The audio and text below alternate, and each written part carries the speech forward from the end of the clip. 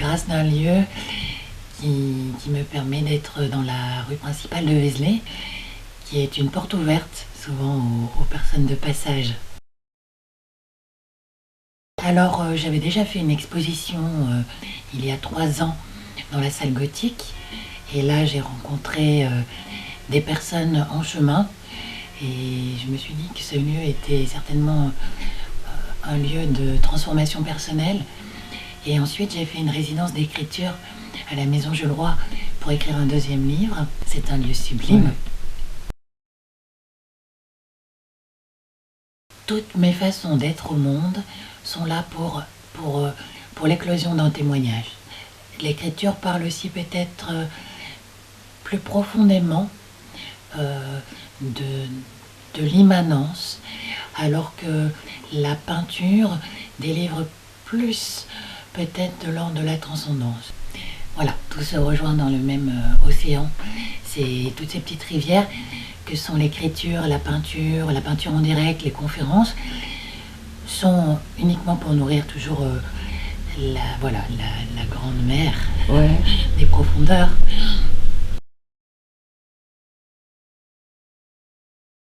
Sur les genoux de mon père et ma main dans la sienne, à prendre le vol des oiseaux et le galop des chevaux. Le dessin m'a permis aussi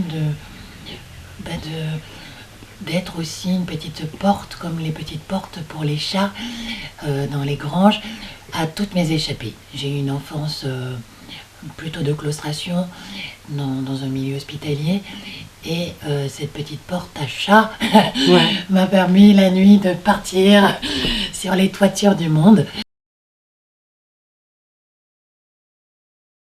Alors, il y a eu avant et après.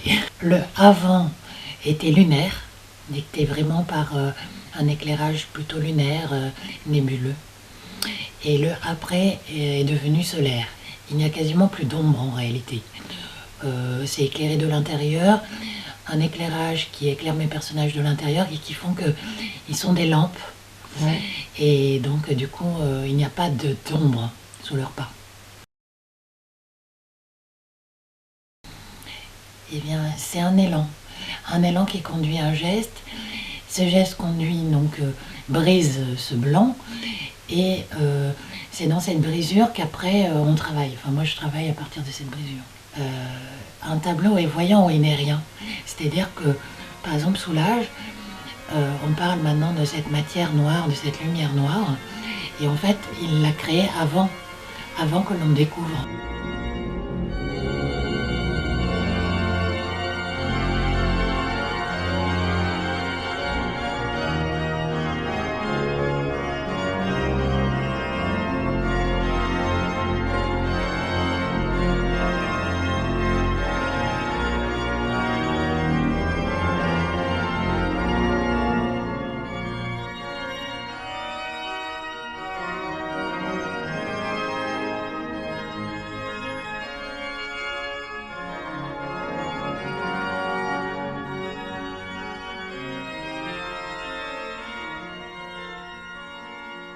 Mon premier livre, et puis un récit autobiographique poétique. D'accord. De cette traversée, voilà, comme une sorte de un petit tas de braise, je dirais ce livre, un petit tas de braise. Et ce petit tas de braise me permettait de conserver l'ardente expérience que j'ai traversée. Parce que je ne voulais pas être oublieuse. Et je me suis dit qu'écrire me permettait de poser une pierre pour pouvoir me retrouver si à un moment ouais, je me perds.